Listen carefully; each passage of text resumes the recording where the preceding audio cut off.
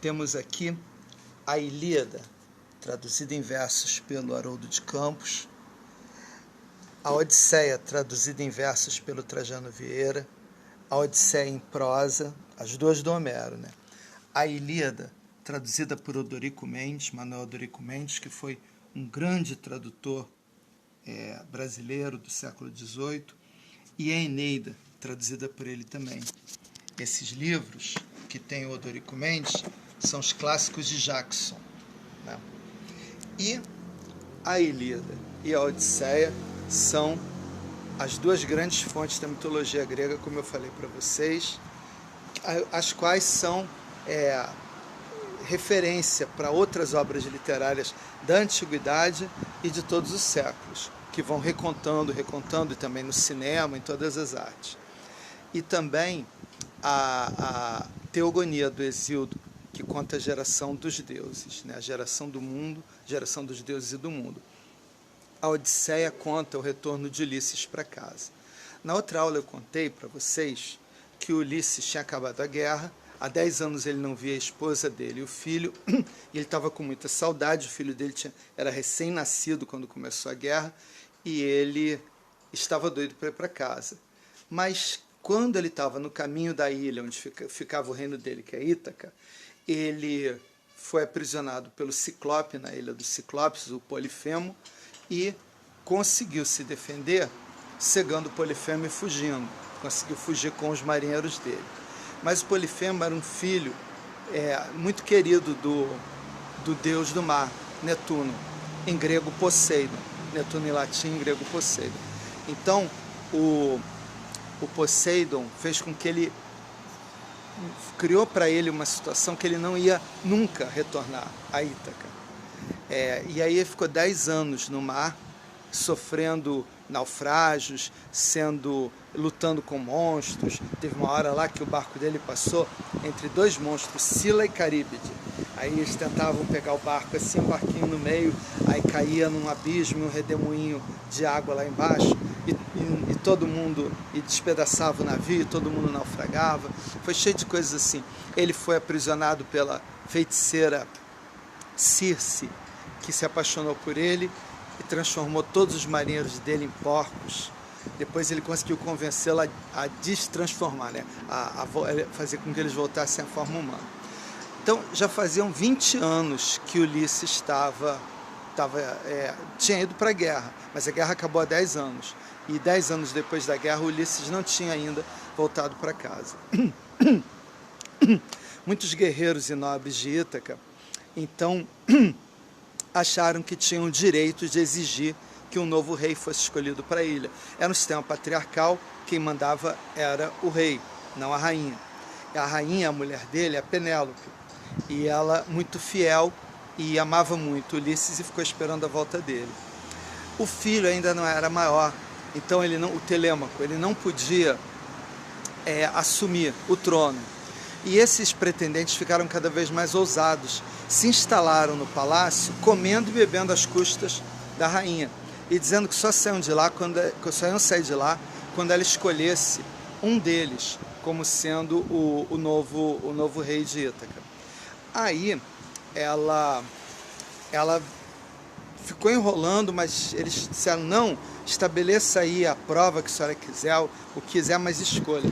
Aí ela começou a fazer uma tecelagem, uns dizem que era um manto muito grande, que contava a vitória na Guerra de Troia. E ela falou que ela ia escolher um deles quando esse manto estivesse pronto. Só que o manto nunca ficava pronto.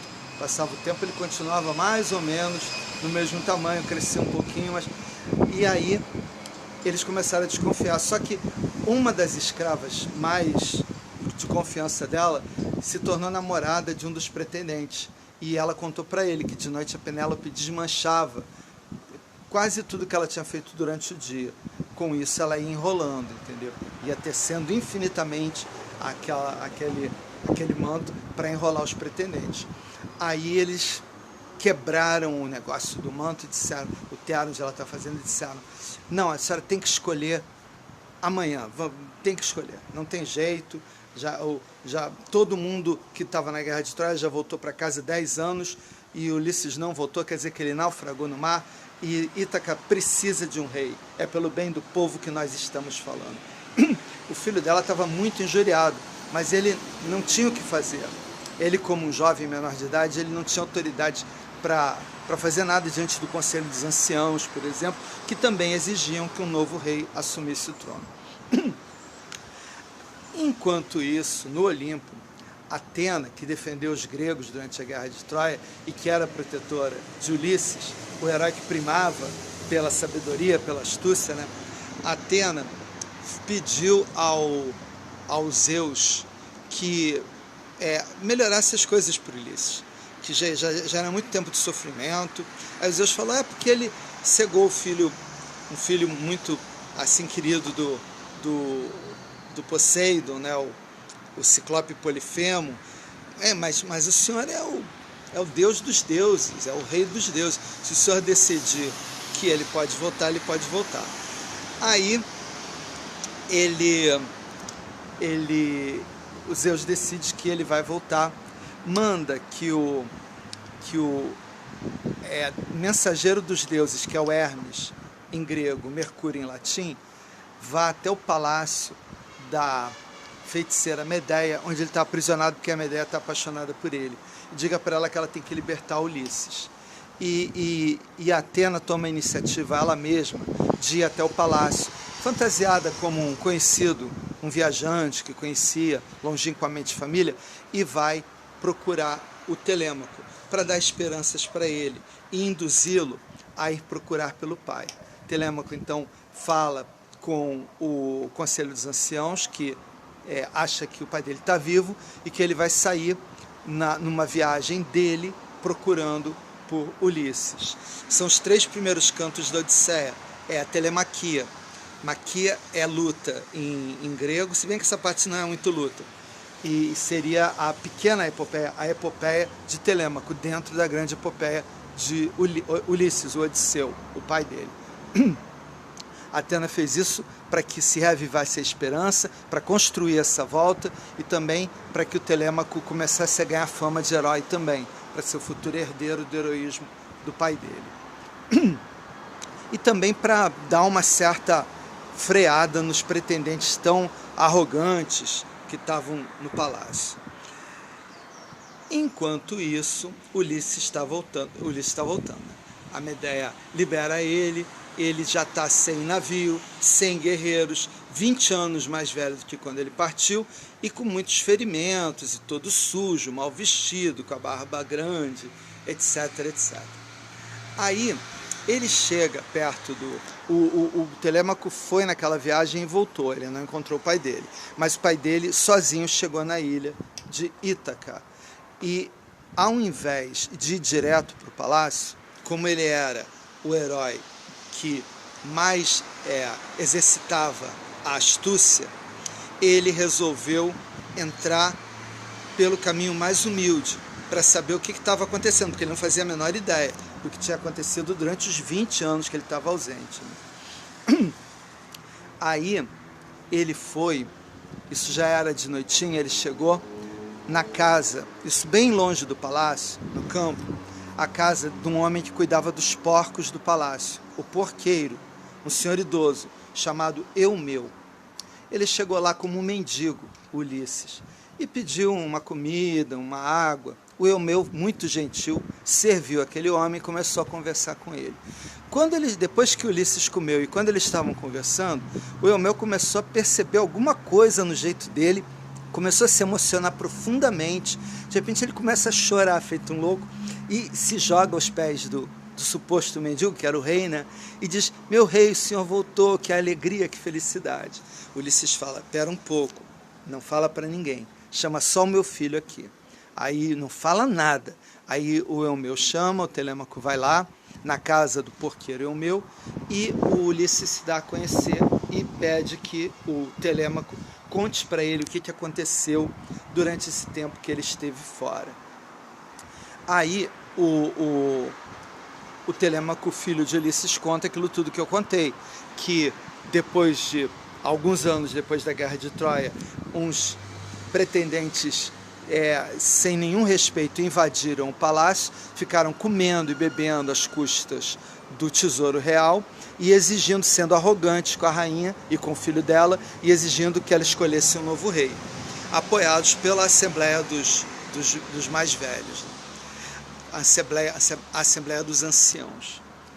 Aí ele disse para o filho não revelar que ele estava lá, não fazer nada, apenas chegar no dia seguinte e dizer que o futuro rei ia ser escolhido.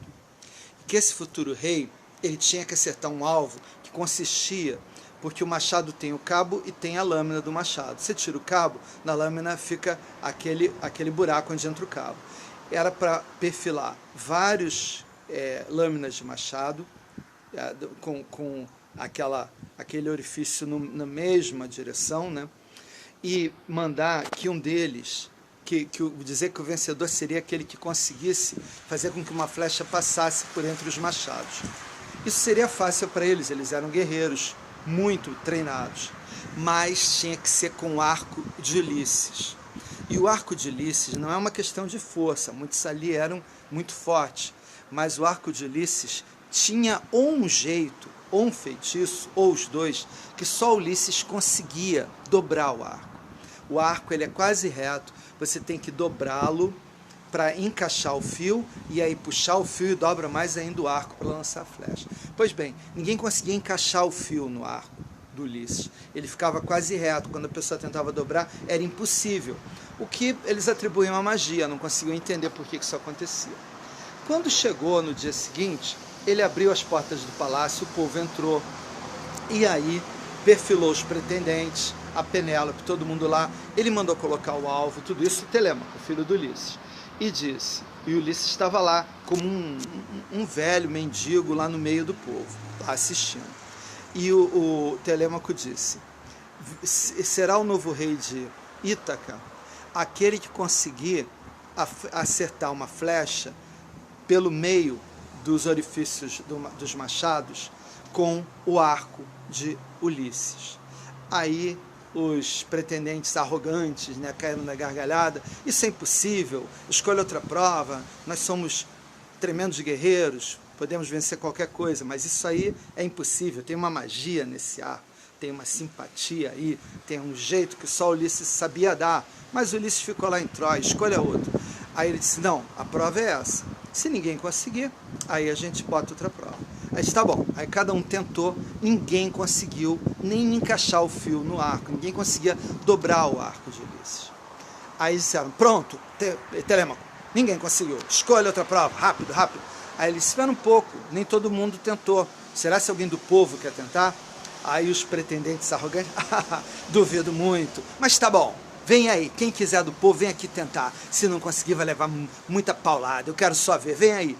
Aí veio o mendigo lá, eu quero tentar, cala a boca, mendigo, eu quero, vem aqui, mendigo, vem aqui, tu vai tentar então, vai lá.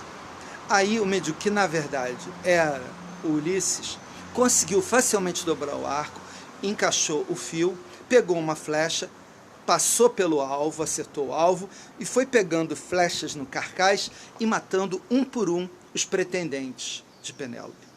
Nesse momento, Penélope chega perto dele e Atena faz uma magia e ele aparece do mesmo modo que ele era 20 anos atrás. E ela diz, Ulisses, você voltou?